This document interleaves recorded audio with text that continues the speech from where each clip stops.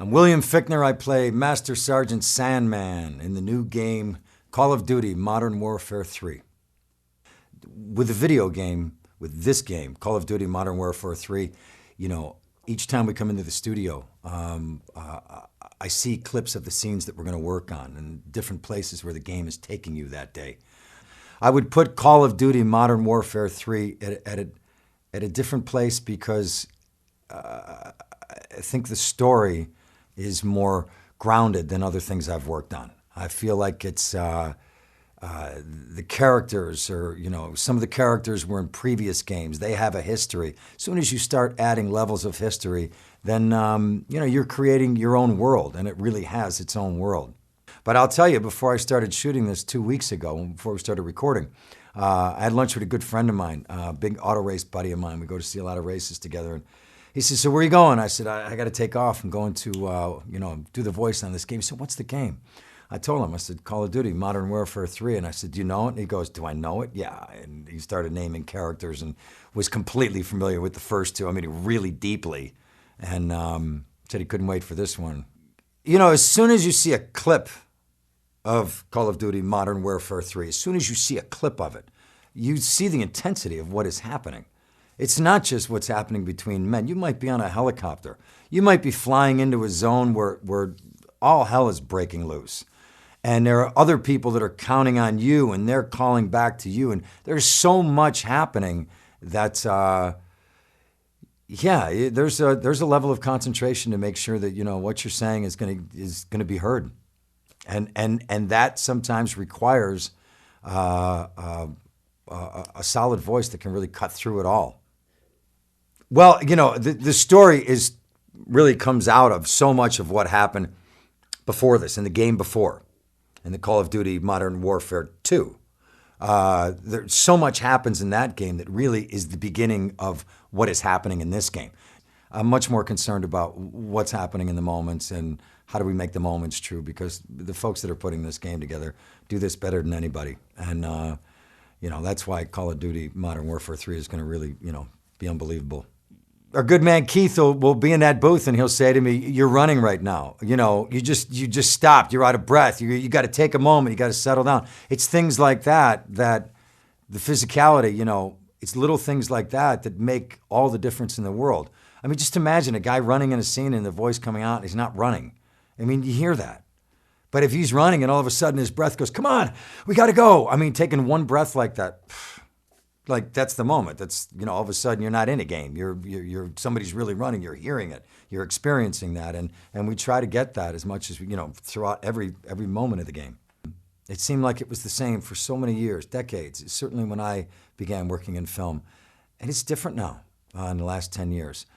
Video games are part of our landscape. It's part of, how we work as artists and that.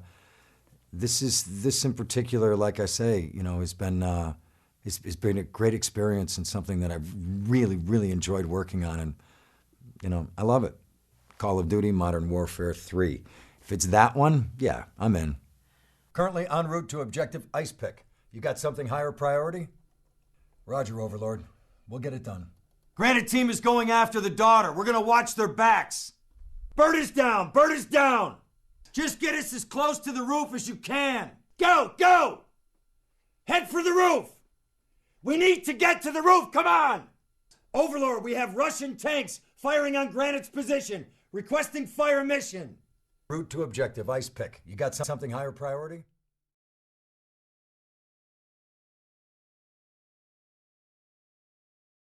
So I play a character named Grinch, which is not his actual real name on the birth certificate.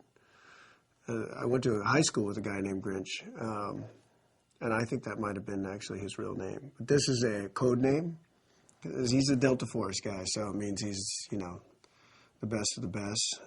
He's part of a group of badasses that are going all over the world and kicking ass and taking names, and he's got a kind of a great attitude, kind of a cool sarcasm to him, and all in all, pretty fun for me to play. Well, the VO work and as opposed to the acting on a television show or movie set or something, It's still more or less the same. You know, you're working with a director, you're working with a group of people, trying to help tell a story. The difference is it's very meticulous. You're going kind of line by line. You know, literally almost before every line, you're being given the circumstances, a lot because you're not in that world itself. You're needing to be told where you are, the level of intensity, the volume, the noises around you, because none of that's there for you to work off of. Then once you're given that, it kind of comes back to the same deal, you know.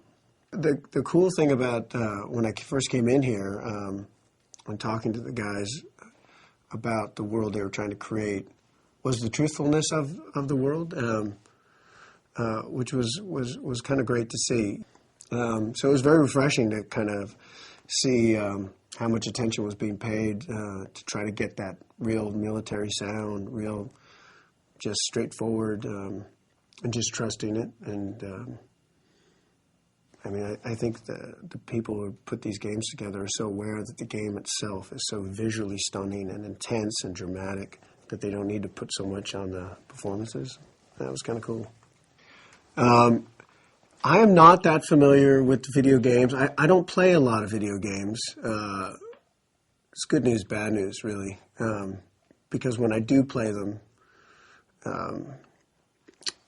it's not just where did the time go. It's what day is it? You know, it's they're so engrossing. Well, I mean, the first thing that's sort of